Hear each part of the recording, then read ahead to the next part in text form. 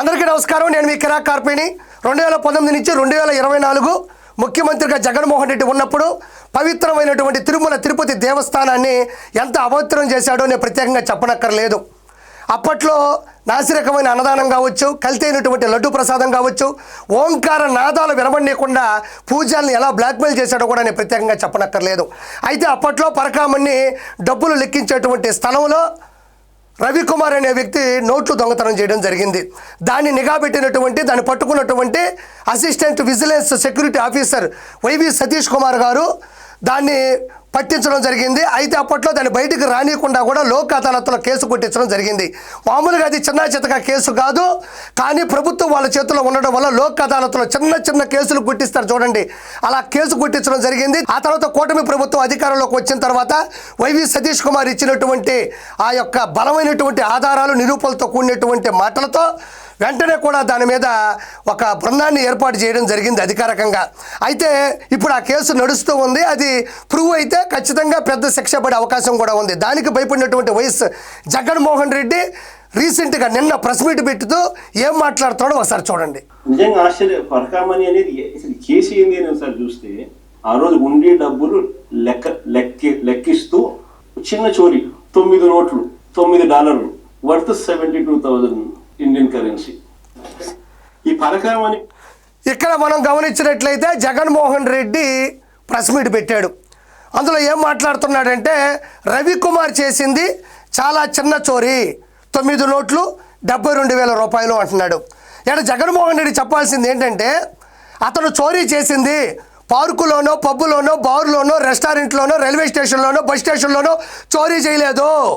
ప్రపంచ ప్రఖ్యాతిగాంచిన అతి పవిత్రమైన అత్యంత మహిమ కలిగిన గోవిందుడు, శ్రీనివాసుడు, ఏడుకొండలవాడు, సాక్షాత్తు కలియుగ దైవం శ్రీ వెంకటేశుడే కొలువైన తిరుమల కొండ పైన భక్తులు కానుకగా హుండీలో వేసే ధనాన్ని లెక్కించే పరకామణిలో చోరీ చేశాడు. అది చిన్న చితక చోరీ కాదు. కాబట్టి మనం మాట్లాడేటప్పుడు వెనక ముందు ఆలోచించాలి. శ్రీవారి హుండీలో వేసేటువంటి కానుకల డబ్బుని లెక్కించే పరకామణిలో చోరీ చేయడం అంటే డబ్బా పాలకి తల్లి పాలకి ఉన్నంత తేడా ఉంది. హాకీ కోర్టుకి హైకోర్టుకి ఉన్నంత తేడా ఉంది. ఇక్కడ ఇంకోటి ఆలోచించాలి జగన్మోహన్ రెడ్డి. మనం రోజు ఇంట్లో ఉన్నాం, మన ఎదురుగా ఒక కరెంటు వైర్ ఉంది, రోజు మనం బట్టలు ఆరేస్తూ ఉన్నాం. ఆ రోజు ఏదో తెలుసో తెలియకో ఏదో కన్ఫ్యూజన్లోనో మొత్తంలోనో ఒక చిన్న క్లాత్ దాని మీద ఆరేసాం, షాక్ కొట్టింది, చచ్చిపోయాం. కానీ ఇక్కడ చీర ఆరేయలేదు, పంచి ఆరేయలేదు, దుప్పట ఆరేయలేదు, చిన్న టవలే కదా, లేకపోతే చిన్న కర్చీఫే కదా ఆరేసింది. ఆ మాత్రం దానికే కరెంట్ షాక్ కొట్టాలంటే కరెంట్ అనేది ఒక ధర్మం. అది కరెంట్ అనేది నువ్వు చిటికినేలు పెట్టినా, మధ్యలో వేలు పెట్టినా, నువ్వు పోయి దాని మీద పడ్డా, ఏది చేసినా షాక్ మాత్రం సాలిడ్గా ఉంటుంది. శ్రీవారి ఉండిలో డబ్బులు కూడా ఎత్తేయడం అనేది కరెంటు షాకుతోనే సమానం. చిన్న చితగా అంటున్నావు, చిన్న చితగా ఎలా అవుతుంది? అదే ఇది హైందవ ధర్మాన్ని తప్పుపట్టడం కదా, సనాతన ధర్మాన్ని సైడ్ చేయడం కదా, హిందువుల యొక్క మనోభావాల్ని దెబ్బకొట్టడం కదా. అంటే మనం ఇంట్లో డబ్బులు పెట్టారు, నువ్వేదో దొంగతనం చేసావు, మా అయితే మీ నాన్న చెవులు చెప్తాడు, వార్నింగ్ ఇస్తాడు. అదే గుడిలో ఎత్తేసేటువంటి ప్రజల మనోభావాల, హిందువుల డబ్బులు ఎత్తేయడం కూడా అంటే సాధారణంగా దొంగతనం చేసేటువంటి సిద్ధాంతం, రాద్ధాంతం అమలు అవుతుంది అనుకోవడం నీ అమాయకత్వం.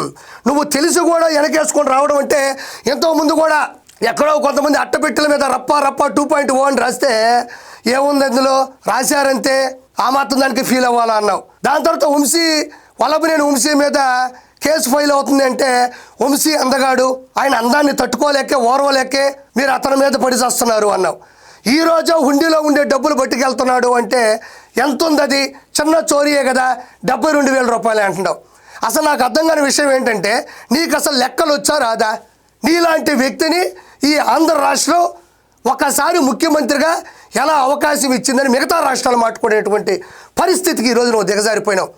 ఆ రోజుల్లో 9 నోట్లు అంటున్నావు, $9 మహా అయితే $80, 9 × 80 = 720. పోనీ ఈరోజు డాలర్ విలువ $89.88 అంటే $810. $72,000 ఎక్కడొచ్చిందో ఈరోజు నేను సూటిగా ప్రశ్నిస్తుండా. $9 విలువ $72,000 ఉండే ఇంకొక దేశం ఏదైనా ఉందా? లేకపోతే అలాంటి డాలర్ని తయారు చేసి $9 విలువ $72,000 తయారు చేసేటువంటి నిత్యానంద స్వామి ఎలా అయితే సొంతంగా ఒక దీవుని ఏర్పాటు చేసుకున్నాడో, అలానే నువ్వు కూడా ఒక దీవుని ఏర్పాటు చేసుకొని అక్కడ $9 విలువ 72,000 రూపాయలు తయారు చేసామన్నది ఈరోజు ప్రశ్నిస్తున్నారు జనాలు. మరి చిన్నదే కదా, దాని మీద ఎందుకు అంత రాధాంతం అంటున్నావు? చిన్న చోరీ చిన్న చోరీ చిన్న చోరీ అంటున్నావు. మరి తోటా చంద్రయ్య గారు ఆయన ఇంటి ముందు ఆయన ఆరాధ్య దైవం ఎన్టీ రామారావు గారి విగ్రహాన్ని ప్రతిష్ఠించుకున్నాడు. పీకేస్తే పోయేదానికి పీకెందుకు కోసావు? చిన్న విషయమే కదా. పీకేస్తే పోయేదానికి పీకేయడం కూడా తప్పే, మనోభావాలు దెబ్బతీయడమే. ఆయనేమో నీ ఇంటి ముందు పెట్టలా, ఆయన ఇంటి ముందు పెట్టుకున్నాడు. దానికి నువ్వు తట్టుకోలేక పీకేస్తే పోయేదానికి పీక కోసావు. అమర్నాథ్ గౌడ్ తన సొంత అక్క మీద ర్యాగింగ్ చేస్తున్నారని అడిగాడు. ఆపించేస్తే పోయేదానికి అతని ఆయువుని ఆపేశారు మీరు. అదేవిధంగా డాక్టర్ సుధాకర్ గారు మాస్కులు లేవు సార్, ప్రాణాలు పోతున్నాయి, దయచేసి మాస్కులు ఇవ్వండి అన్నాడు. మాస్కులు ఇస్తే పోయేదానికి అతని ప్రాణాలనే తీసేశారు మీరు. ప్రాణాలు పోతున్నాయి మాస్కులు ఇవ్వకపోతే అంటే నిజంగానే ప్రాణాలు తీసేశారు. ఇక్కడ ప్రశ్నించిన వాళ్ళు కానీ ఇక్కడ అడిగిన వాళ్ళు కానీ చిన్న చిన్న అంశాల మీదే కదా ప్రశ్నించారు. మరి చిన్న చిన్నవి అన్నప్పుడు వాళ్ళ ప్రాణాలు ఎందుకు తీసావు? నీ దృష్టిలో సొంత చెల్లి పసుపు చీర కట్టుకుందని క్యారెక్టర్ అసాసినేషన్ చేయడం చిన్న విషయం కావచ్చేమో. సొంత తల్లిని కోర్టు మెట్లకి లాగడం నీకు చిన్న విషయం ఏమో. బాగోగులు చెప్పే బాబాయిని పైకి పంపించడం నీకు చాలా చిన్న విషయం ఏమో. కానీ శ్రీవారి హుండీలో ఉండేటువంటి డబ్బులు లెక్క పెట్టే పరకామల్లో ఉండేటువంటి ధనాన్ని పక్కన పెట్టడం చిన్న విషయం కాదు. ప్రపంచంలో ఉండేటువంటి హిందువుల యొక్క ఆరాధ్య దైవం, ఆయనకు చెల్లించే ముడుపులు, తీర్చుకునే మొక్కులు, సాక్షిగా వేసినటువంటి బంగారం కావచ్చు, ధనం కావచ్చు, ఏది ఏమైనా కావచ్చు, దాన్ని పక్కన పెట్టేటువంటి పద్ధతులను వెనకేసుకొని రావడం అనేది నేను ఈరోజు చెప్తున్నా. ప్రపంచాన్ని శాసించేది పంచభూతాలు అంటే 5. ఈరోజు 151 మధ్యన 5 పంచభూతాలు ఒక్కసారిగా ఎగిరిపోయి 11 ఎందుకు వచ్చాయి? మధ్యలో ఉన్న 5 పంచభూతాలు ఎగిరిపోయి శ్రీ వెంకటేశ్వరుని 2 నామాలు మాత్రమే ఈరోజు నీకు నిలబడ్డాయి. అంటే నేను చాలాసార్లు చెప్పాను, 2024 ఎలక్షన్స్లో పొత్తు పెట్టుకున్నది టీడీపీ, జనసేన, బీజేపీ కాదు, శ్రీ వెంకటేశ్వరుడు కూడా పొత్తు పెట్టుకున్నాడు. నువ్వు చేసే అరాచకాలకి తట్టుకోలేక, మునిపెన్నడు ఇలాంటి అరాచకాలు ఆయన చూడక, నిన్ను చూడలేక రాబోతున్నటువంటి దారుణాన్ని ఆపడానికి ఆయన కూడా పొత్తు పెట్టుకోవడం జరిగింది. ఎంతో మునుపు కూడా జగన్మోహన్ రెడ్డి అదేదో గుళ్ళో లడ్డు అన్నాడు, ఇప్పుడేమో పరకామన్లో అదేదో పరకామన్లో $9 72,000 రూపాయల డబ్బులు అంటున్నాడు. హిందువులని నువ్వు ఏం చేయాలనుకుంటున్నావు? అసలు నువ్వు హిందువుల గురించి ఏం ఆలోచిస్తున్నావు? సతీ సమేతంగా తిరుమలకి వెళ్ళి తిరుమల వారికి పట్టు వస్త్రాలని అందించలేని నువ్వు, పికిలుగా నవ్వే నీ నవ్వు, దేవుడు పెట్టాడు నీ చెవులో పువ్వు. ఇంత మించి ఏం మాట్లాడాలి?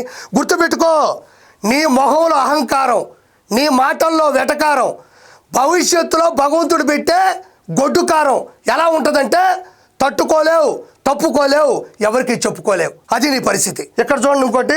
సార్, గతంలో మీరు 3 రాజధానులు అంటే చాలా మంది వ్యతిరేకించారు. ఇప్పుడు కానీ రాష్ట్రాన్ని 3 ఈరోజు టాపిక్ డైవర్షన్ అవుతుంది. ఇప్పటికే 2 అయిపోయింది, ఈరోజు వదిలేస్తాం. ఇక్కడ జగన్మోహన్ రెడ్డి యాక్టింగ్కి పరాకాష్ట. ఆ పత్రికా విలేకరి ఖచ్చితంగా సాక్ష్య వ్యక్తి అయితే కాదు. మొత్తం ఎలా వచ్చాడో కూడా అర్థం కావడం లేదు. ఆ భారతదేశంలో ఉండేటువంటి ఇనుమునంతా తీసుకొని చినుపు కంచెలు వేసుకున్నాడు కదా, మరి ఎలా వచ్చాడు అతను? నాకు ఆశ్చర్యంగా ఉంది. నాకు ఆశ్చర్యకరమైన విషయం ఏంటంటే, ఈ పత్రికా విలేకరి ఇతను ముందుకు ఎలా వచ్చాడు? వాళ్ళోళ్ళు అయితే ఆ క్వశ్చన్ అడగరు. ఏ సార్ 3 రాజధానుల విషయం గురించి అడుగుతుంటే 2 గంటలు అయిపోయిందట. నాకు వచ్చిన ఆశ్చర్యకరమైన విషయం ఏంటంటే, ఆయన 2 గంటలు అంటున్నాడు, కానీ ఒరిజినల్గా ప్రెస్ మీట్ ఎప్పుడు పెడతాడు? ఉదయాన్నే 9కో 10కో పెట్టి ఆయన చేసినటువంటి తప్పులు, అందులో లోపాలు, ఆయన మాట్లాడిన పాపాలు, మధ్యలో వచ్చిన నత్తి, మధ్యలో వచ్చిన లేగులు, ఇవన్నీ ఎడిట్ చేసి, ఆ ఎడిట్ చేసిన కూడా ఇక్కడ దొరకరు. ప్రపంచవ్యాప్తంగా అవతార్ సినిమా పనిచేశారు చూడు జామ్స్ కెమెరూన్ దగ్గర, అలాంటి ఎడిటర్లు, అలాంటి టెక్నాలజీ ఉన్న వాళ్ళందరినీ గుంపులుగా తీసుకొని వచ్చి ఈయన చేస్తే దాన్ని వాళ్ళు తలలో పట్టుకొని ఎడిటింగ్ చేసి ముందర తీసుకొచ్చి టెలికాస్ట్ చేస్తారు. ఈయన ఇప్పుడు టెలికాస్ట్ టైం 2 అని చెప్తున్నాడు, కానీ ఇది రికార్డ్ చేసింది ఉదయం 9కో 10 చేసి 3 గంటల సేపు ఎడిటింగ్ చేస్తుంటారు. ఈయనేమో ఇప్పుడే కూర్చున్నట్టు, ఇప్పుడే మాట్లాడినట్టు, ఇప్పుడే 2 అయినట్టు అని చెప్తున్నాడు. అయితే ఓకే, ఇక్కడ 3 రాజధానుల విషయం చెప్పగానే అక్కడి నుంచి లేచి వెళ్ళిపోతా ఉన్నాడు. అంటే మీరు పవన్ కళ్యాణ్ గారు 3 పిల్లల గురించి అడగండి, ఇంకో 3 గంటలు కూర్చొని మాట్లాడతాడు. అదే 3 రాజధానుల గురించి అడగండి, 3 సెకండ్లు కూడా నిలబడ్డాం. ఎందుకంటే చట్టబద్ధంగా ఆంధ్రప్రదేశ్కి అమరావతి రాజధాని రాబోతుంది. చట్టబద్ధంగా అంటే భవిష్యత్తులో ఇంకెవరైనా వచ్చినా, ఎవరో రారు, రానున్న 15 సంవత్సరాల కూటమి ఉంటుంది. ఎవరు ఎప్పుడు ఎక్కడ ఎలా వచ్చినా కూడా అమరావతి రాజధాని దిశగానే డెవలప్మెంట్ జరగాలి. అమరావతి రాజధానికి సంబంధించిన పనులే మొదలెట్టాలి. దానికి ఇంపార్టెన్స్ ఇవ్వాలి. దాన్ని ఇంప్లిమెంట్ చేయాలి. చట్టబద్ధంగా అమరావతి రాజధాని అనేటువంటి జీవో పాస్ అవబోతా ఉంది. ఈయన మాట్లాడితేనేమో డైవర్షన్ టాపిక్ అంటాడు. మరి పవన్ కళ్యాణ్ గారు వీళ్ళు మాట్లాడితేనేమో డైవర్షన్ పాలిటిక్స్ అంటాడు.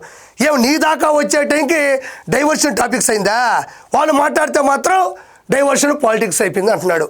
కాబట్టి జగన్మోహన్ రెడ్డి ఒకటి గుర్తుపెట్టుకో, నీ మతాన్ని ప్రేమించు, ఎదుటి మతాన్ని గౌరవించు. ఫైనల్గా ఒకటే, కులాలు వేరైనా మూలాలు ఒకటే, మతాలు వేరైనా మమతలు ఒకటే, భాషలు వేరైనా భావాలు ఒకటే, మరణాన్ని జయించలేని మనుషులంతా ఒకటే. గుర్తుపెట్టుకో. Good bye.